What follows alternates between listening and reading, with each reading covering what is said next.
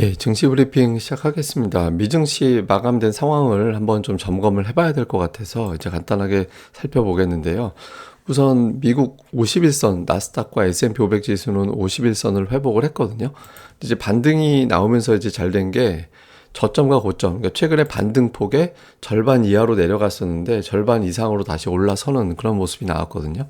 그러니까 12,000포인트 그 기준으로 나스닥 기준으로 12,000포인트를 만약에 버텨낸다라면 시장이 좀 단기적으로 조금 더 올라갈 공간이 좀 생길 수 있겠죠. 그래서 다음 주 초에 CPI 발표 이후에 12,000포인트를 버텨내면서 그 이상을 유지할 수 있는지 이게 되게 중요한데, 그러니까 반등을 했던 이유들을 살펴보면 연준 인사들의 발언이 뭐 제법 그래도 세게 나온 거였거든요. 뭐 월러 같은 경우는 9월에 큰 폭으로 올려야 된다. 뭐 구체적으로 수치 이야기 안 했지만 0.75 이야기하는 거예요. 그리고 내년도 초까지 인상해야 된다. 근데 내년도 초까지라고 얘기하는 거 봐서는 내년도 중반부터는 안 올린다는 얘기로 될 수도 있죠.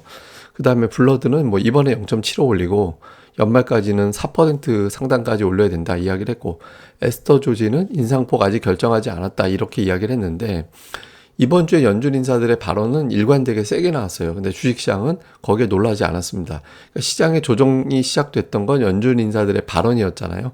근데 같은 발언이 나왔음에도 불구하고 시장이 안 빠졌다라는 거는 이 재료에 익숙해졌다라는 걸 보여주는 거죠. 실제로 그렇게 된 게 금리 인상 확률이 높아지긴 했는데 더 이상 놀라진 않아요. 근데 이게 이제 뭐냐면 올해 연말까지 미국의 금리가 어느 정도 될 거냐라는 걸 보여준 건데, 뭐 상단이 4%를 볼 거다. 그러니까 이제 3.75에서 4.0까지 올라간다라는 건데, 그러니까 그러면 지금보다 금리 인상폭이 1.5%포인트 더 높아진다라는 거거든요. 그러니까 9월에 0.75, 그 다음에 0.5, 0.25 이 순서대로 금리가 올라간다라는 거죠. 그러니까 당초 예상했던 것보다는 0.25%포인트 정도 상당히 높아졌어요. 자, 그런데 이제 그 다음 단계, 이게 뭐냐면 내년도 3월에는 어떻게 될 거냐. 내년도 3월에는 금리가 지금 연말 대비 한 번 더 올라갈 거다. 근데 그 인상폭도 0.25%포인트 정도만 올라갈 것 같다라는 거예요. 그러니까 금리 인상 속도가 갈수록 좀 둔해지고 폭도 이제 약해지는 거죠. 그러면 내년도 상반기 후, 내년도 7월에는 어떻게 될 거냐. 근데 오히려 금리가 내려가 있어요. 그러니까 앞에 거하고 좀 비교를 해보시면 상단이 4.0에서 4.25잖아요. 근데 이제 0에서 4.25보다는 확률이 더 높은 게 3.75에서 4.0 확률이 높아지거든요. 그래서 내년도 상반기 후에는 다시 인하될 거야. 이런 어떤 기대감을 여전히 갖고 있다라는 거죠. 근데 뭐 인하는 우리가 잘 모르겠고, 어쨌든 내년 3월까지만 금리가 올라가면 추가로 인상되지는 않을 것 같다. 그러니까 이런 어떤 정서가 만들어진 게 이제 투자자들에게는 조금 매수할 수 있는 숨통이 좀 트이는 그런 계기를 만들어줬던 것 같습니다. 그리고 이제 주요 지표들을 보면 이게 유럽의 천연가스 가격 추이거든요. 뚝 떨어졌는데 이번에 푸틴이 협박을 했잖아요. 가스 공급 안 할지도 몰라. 그런데도 불구하고 천연가스 가격이 더 떨어졌거든요. 지금 6% 빠졌는데 이게 340달러까지 갔던 게 불과 한 달 전에, 한 달도 안 됐죠. 근데 지금, 340유로까지 갔던 게 지금 207유로까지 빠졌고, 푸틴의 그 발언에도 불구하고 이제 천연가스 가격은 계속 빠졌거든요. 이제 국제유가 좀 올라가긴 했지만 이게 고점 대비 추이를 보세요. 그러니까 저점이 계속 낮아지는 그런 형태를 보이고 있잖아요. 지금 뭐 국제유가 기껏 올라가 봐야 90달러다. 그러니까 지금으로서는 이제 박스권이 레벨 다운된 게 이렇게 보인다. 그러니까 이제 에너지 가격이 빠지면서 이제 투자자들 입장에서는 적어도 에너지 부분에 대해서는 인플레이션 피크를 친 것 같다. 그러니까 이런 기대감이 조금씩 확신으로 바뀌고 있는 단계고, 그 다음에 이제 달러 대 유로, 그러니까 달러 인덱스가 빠지기 위해서는 유로화가 반등해야 되는데 이게 1대1 밑으로 빠졌었잖아요. 근데 유럽이 0.75%포인트 금리 인상을 하고 나서부터는 1.0을 회복을 하고 그 단계에서 이틀 연속에서 버텨졌거든요. 그러니까 유로가 반등을 하면서 달러 가치는 떨어지고 에너지 가격은 진정이 돼 있는 상태가 유지가 되고 있고, 그러니까 투자자들이 금융시장이 좀 괜찮아졌구나. 그럼 그동안에 많이 빠졌으니까 어느 정도는 반등해도 되겠구나. 그러니까 이런 이제 기대감을 갖게 된 것 같습니다. 그 다음에 이제 주요 종목들을 보면 제가 이번 주는 테슬라가 제일 중요하다라고 말씀을 드렸죠. 근데 테슬라가 이제 예상대로 반등이 나왔고 최근에 하루 빼고 계속 반등하고 있습니다. 그러니까 테슬라가 그 분할 이후에 3주 차에 접어들기 때문에 이번 주에 반등이 나와야 되고, 테슬라가 반등을 하면 이게 지수를 지탱해주는 역할을 할 수 있기 때문에 증시에도 긍정적이다라는 말씀을 드렸잖아요.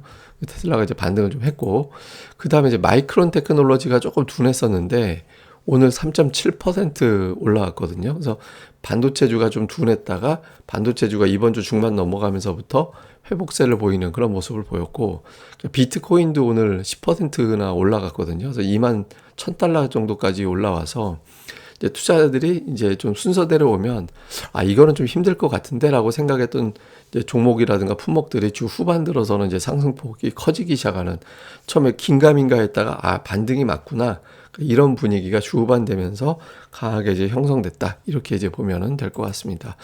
그리고 이제 제일 중요한 건 다음 주에 CPI 나오잖아요. 소비자 물가 지수가 공개가 될 텐데 현재까지로는 이제 예상치가 좀 달라지기 시작하고 있거든요. 이게 8.7, 8.9 요 사이에서 예상치가 왔다 갔다 했었는데 지금 예상치가 어떻게 바뀌었냐면 8.1까지 바뀌었어요. 그럼 만약에 이렇게 된다면 그래프가 이렇게 꺾이게 되는 거거든요. 그러니까 2달 연속해서 이제 상승률이 떨어지는 그런 형태가 되는 거죠. 그러니까 최근 들어서 보면 이런 그래프가 1년 동안 나온 적이 없었거든요. 그러니까 2달 연속해서 인플레이션이 떨어지는 게 나온 적이 없었기 때문에 만약에 이 그래프가 나온다면, 현재까지는 이 상태인데 만약에 이 그래프가 나온다라면 이제 인플레이션 피크론이 다시 무게를 달고 이제 힘을 내게 되는 그런 단계로 바뀌게 될 가능성이 높습니다. 그러니까 투자들이 좀 이걸 본 것 같아요. CPI가 생각했던 것보다 낮게 나올 것 같다, 이런 어떤 분위기. 앞에 만약에 7자까지 나온다라면 엄청난 변화가 생기겠죠. 자, 정리를 해보면 연준 인사들의 발언으로 시작됐던 하락장이었는데 일단 연준 인사들의 발언이 집중됐음에도 불구하고 시장이 잘 버텼다, 그 발언 여파가 마무리가 됐다, 이렇게 해석이 될 수 있는 거고, 근데 중요한 건 이제 CPI죠. 예, CPI 발표 후에도 달러 인덱스가 빠지고, 그러니까 110 이하로 확실하게 내려가서 한 107 뭐 이 정도 수준까지 내려가게 되고, 금리도 더 이상 올라가지 않는 그런 상황이 생긴다면 외국인들의 매수세가 좀 강하게 유입될 수 있는 그런 계기가 되겠죠. 그래서 이제 CPI 발표 이후가 되게 중요한데, 앞서 말씀드렸던 그 그래프 수준이 나오느냐, 이게 중요한 것 같고요. 그다음에 제가 이번 주에는 이제 테슬라가 되게 중요하다라고 말씀을 드렸잖아요. 만약에 다음 주에 중요한 종목을 꼽으라 그러면 저는 마이크론 테크놀로지를 꼽을 것 같아요. 왜냐하면 시장이 의심했던 게 조금씩 살아나 줄 때 이제 투자 심리가 좀 회복이 될 수 있거든요. 그러니까 마이크론 테크놀로지 반도체 지수가 이번 주에 좀 발동이 늦게 걸렸어요. 그게 이제 딸려서 올라간 건지 아니면은 이제 얘까지 올라가서 분위기, 모든 악재를 대부분 다 털어냈어, 이런 분위기로 가게 될지. 그래서 테슬라에 이어서 다음 주에는 마이크론 테크놀로지가 어떻게 될지 주목을 해봐야 되고, 우리 증시에서는 삼성전자, SK하이닉스가 만기가 끝났으니까 어떻게 돌아가는지, 이제 키는 반도체주 쪽으로 이제 쥐고 있다, 이게 이제 반등을 연장할 수 있을 건지 여부, 이렇게 보시면 될 것 같고요. 어쨌든 외국인들의 매수할 조건은 됐기 때문에 좀 반등할 수는 있을 것 같긴 한데, 어쨌든 이 구도가 이제 다음 주에도 좀 이어졌으면 좋겠습니다. 꼭 이럴 때 우리는 휴장이에요. 그죠? 자, 이제 우리 증시가 만약에 개장을 했다라면 이게 이제 MSCI 한국 지수인데 2% 넘게 올랐거든요. 그래서 만약에 우리 증시가 정상적으로 개장이 됐다면 어제 많이 올랐을 거고, 금요일에, 월요일에는 뭐 그냥 그렇게 크게 올라가지는 않았을 겁니다. 대략적으로 제가 보기에는 1.5% 정도, 한 3, 40포인트 정도 지수가 올라갔을 것 같은데, 이제 월요일에 미증시가 그렇게 사고를 안 쳐주면 그대로 좀 반영이 되겠죠. 근데 좀 아쉬운 건 환율이 1375원까지 빠졌다가 1380원으로 끝났거든요. 그래서 이게 주초에 1370원대로 보여준다라면 화요일에 우리 증시가 개장하고 났을 때 한 40포인트 정도 올라가서 이제 증시가 움직일 수 있기 때문에 원달러 환율이 월요일에 어떻게 돌아가는지 이것도 되게 중요할 것 같습니다. 이게 1370원대로 내려가면 외국인들 매수가 들어올 수 있거든요. 그래서 주초에 이 구도를 보는 게 되게 중요할 것 같습니다. 그래서 제가 보기엔 하여튼 다음 주에 환율 1370원대로 보게 되고, 그다음에 마이크론 테크놀로지가 움직이게 되는 게 우리 입장에서는 최상의 시나리오거든요. 그래서 월요일에 이제 그런 내용이 나올지 제가 중점적으로 설명드리겠습니다. 예, 뭐 자세한 내용은 제가 또 주말에도 계속해서 이 연휴 기간에도 방송을 진행을 할 거니까 그때 포인트 짚어드리겠습니다. 그리고 구독하기 꼭 좀 부탁을 드리고요. 그리고 네이버에서 고릴라 리서치도 많이 방문 부탁드리겠습니다. 예, 그럼 감사합니다. 전 다음에 뵙겠습니다.